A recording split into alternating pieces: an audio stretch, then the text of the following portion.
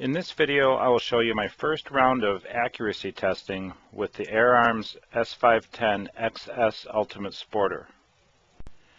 This is the regulated model in .22 caliber.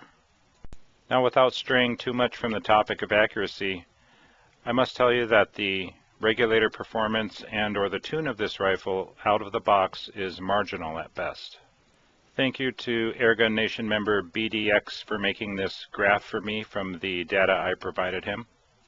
This is 60 shots on the regulator from a starting fill pressure of 220 bar down to 125 bar.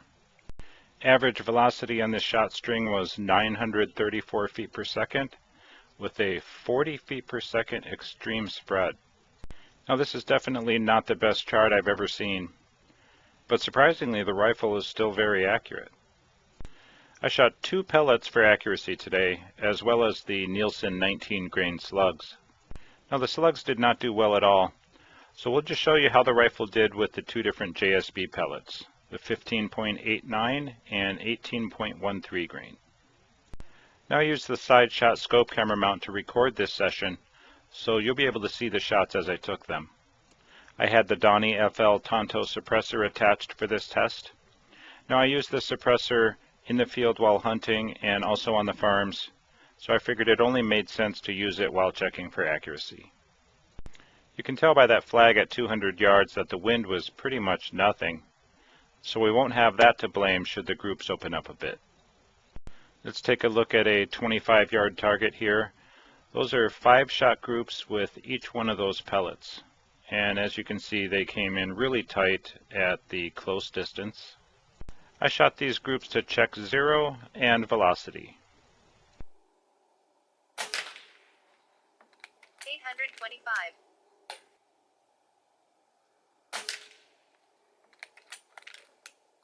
819. 826. 829. 834. I always start my accuracy testing at close distances. This gives me a baseline and an idea of what to expect from the pellets at longer ranges. Looks like I should have done the 100-yard shooting first. The wind had been mostly calm until just 30 seconds ago. And now I can feel it. It's a couple miles per hour, but this is turning in some excellent groups at 50 yards with the JSB pellets. Sorry for the low volume there. Sounds like I need to invest in a standalone microphone. So let's start at 50 yards with the JSB 15.89 grain pellet. The rifle being zeroed at 30 yards, these pellets are impacting about 1.5 inches low. Not a bad group there, about 1 inch. And now we'll move to the diamond on the left with the JSB 18.13 grain pellet. Notice how that diamond is a little bit higher than the other one, and these heavier pellets are impacting about 2 inches low. And those heavy pellets came in really tight, just over 1/2 inch. I'll roll in the scope cam after I show you a little bit from this angle. The reason I included this angle was so you could decide if I did my part as the shooter. And now you could understand why I was wearing hearing protection. Now I was shooting off a bipod with the pistol grip portion of the stock resting on that bag you see there. Now, these were the shots taken at 100 yards, and you'll be able to tell by the scope cam footage that this setup was pretty solid.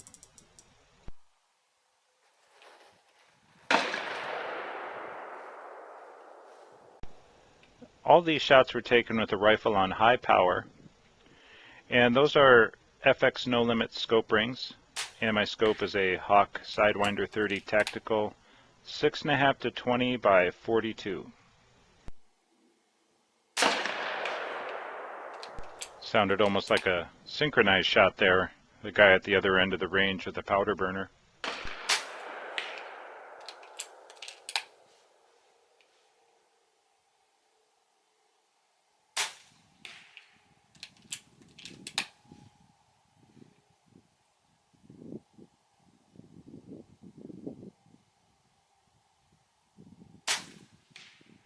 Well, let's take a look at those shots through the scope, 100 yards, starting out with a JSB 15.89 grain pellet.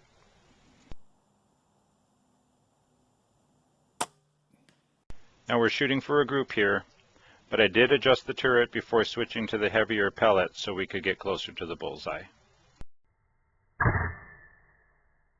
This was my first time on the range with this gun, so I was pretty excited when I saw where that second pellet landed. Now remember that chart with the 40 feet per second extreme spread?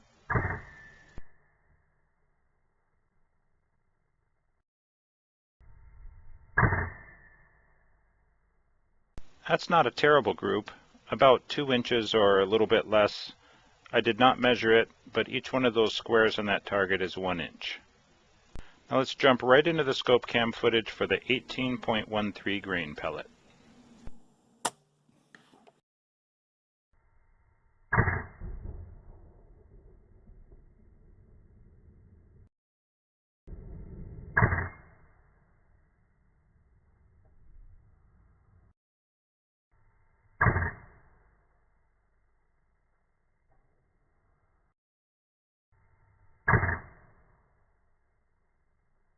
Not a terrible group, about the same as the other. Actually not that bad when you consider the rifle's less than stellar state of tune from the factory. And here's that 50-yard target again, this time with a 10-shot group at the top corners with each one of the pellets, and the Nielsen slugs in the center. You can see they did not do well at all. Alright, that completes our first session checking accuracy on the Ultimate Sporter. The 25-yard results were good, of course, with the pellets. Not so great with the slugs. At 50 yards, still good, but the slugs opened up, and 100 yards, you know, it was that same trend. Things were opening up, but the Nielsen slugs did not perform well at all in this gun, which was not a surprise. I was not expecting them to do great. I was just hoping they would. It looks like the best groups were turned in by the JSB 18.13 grain heavies, which is not a surprise. They had shot extremely well when I first zeroed the gun, and they did great out here today. I should have done the 100-yard testing first, because once I started that, after the 25 and 50 yards, the wind had picked up from calm pretty much to about 4 or 5 miles per hour. So I might come out on a calm day at some point and see how this groups, you know, with calm winds. Chronograph, the velocity was down on everything. I didn't run a full shot string on each pellet. Rather, I just did 5 each all in one string. And the velocities were down from when I did them initially, but it was a lot colder today. Probably 30 degrees colder from when I did them initially. So I'm sure we'll get out and do some more testing, and of course a lot more pesting. And you know, this Ultimate Sporter is extremely nice. I like it a lot, and the next video I have with it, you know, off the farmyard and possibly or probably on the range, will be a comparison video with the FX Streamline.